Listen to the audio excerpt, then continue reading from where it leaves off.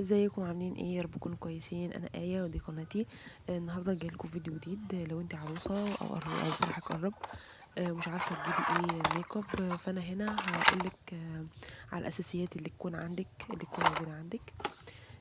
هنا اول حاجه الباليت دي، باليت فيها الوانات جميله جدا، وفيها بلاشر كمان، وفيها كل الالوانات الرقيقه الخفيفه الهاديه، شكلها حلو وبتبقى جميله جدا وبتليق على كل الوان البشره يعني.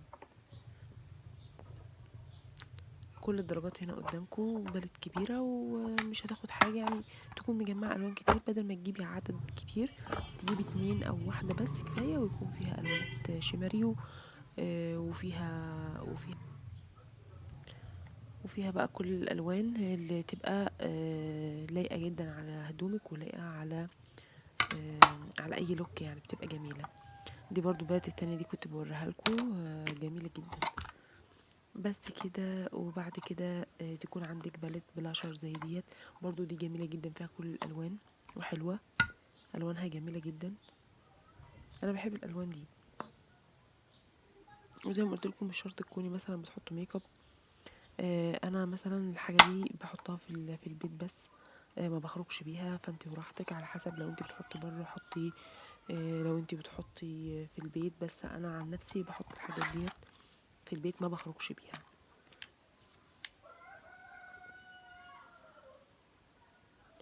وده بقى جينا هنا للحواجب. البالت دي فيها اسطمبات كده بتيجي الحواجب، انا حاطه لكم صورتها هنا، ملهاش اي 30 لازمه او انا اللي مش عارفه اشتغل عليها يعني. بس حلوه برضو، لازم يكون عندك بالت حواجب من دي، سواء بقى الكبيره او الصغيره، سواء بودره او جل.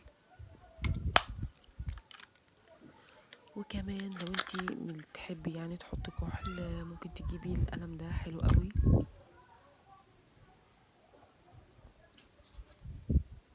بس انا مش بحط كحل، ما بحبوش، مش بفهم فيه قوي يعني، ما اعرفش الثابت يعني، انا ما اعرفش ده ثابت ولا لا. هو ثابت الى حد ما هوش بروفيشنال يعني. والمسكرة بقى دي اللي ما اقدرش استغنى عنها. جبت كذا نوع وجبت انواع كتيرة، احلى نوع جربته اللي هو ايسنس ده، جميل قوي. ودي انواع تانية برضو، بس لسه ما استخدمتهاش، انما اللي انا بستخدمها حاليا الايسنس.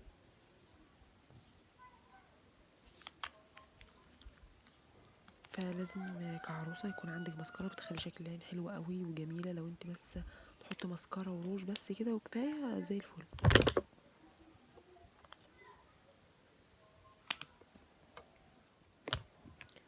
وبس.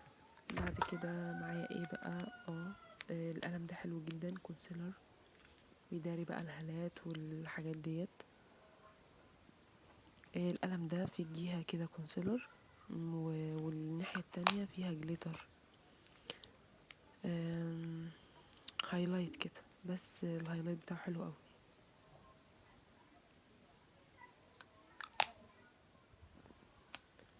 الالوان الاساسيه بقى اللي تكوني عندك جايباها من الروجات.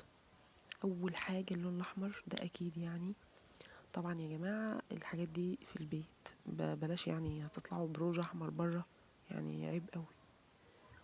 وتاني لون بقى اللي هو الكشمير ده، حلو قوي برضو. او ممكن بقى انتوا تجيبوا الدرجه اللي انتوا حابينها، في درجات كتيره، والدرجه دي حلوه قوي. ده بقى اللون الفظيع الفظيع قوي يعني، ده لازم تجيبوه، ومنه تغيير ومنه لونه تحفه. هو لونه بني كده، او لون القهوه، لون كافيه، حلو قوي. ممكن بقى تستغنوا عن كل الروجات دي وتجيبوا البلد ديت، ما كانتش غاليه، بلد رخيصه جدا، فيها الوانات كتيره وبتمشي برضه. بس لو انت بقى بتحطي ميك اب كتير وعلى طول، حاولي تجيبي ماركات، حاجات نظيفه، علشان برضه ما تضروش بشرتك. وده اللي بجلاس، حلو قوي وبيدي لمعة للشفايف روعه. وبعد كده بقى هتبقى عندك مثلا فاونديشن، فهتجيب برايمر لازم يتحط قبل الفاونديشن، بيبقى حلو جدا عشان الفاونديشن ما يضرش بشرتك. وبكده يكون الفيديو انتهى، يا رب يكون عجبكم، ما تنسوش تعملوا لايك. باي باي.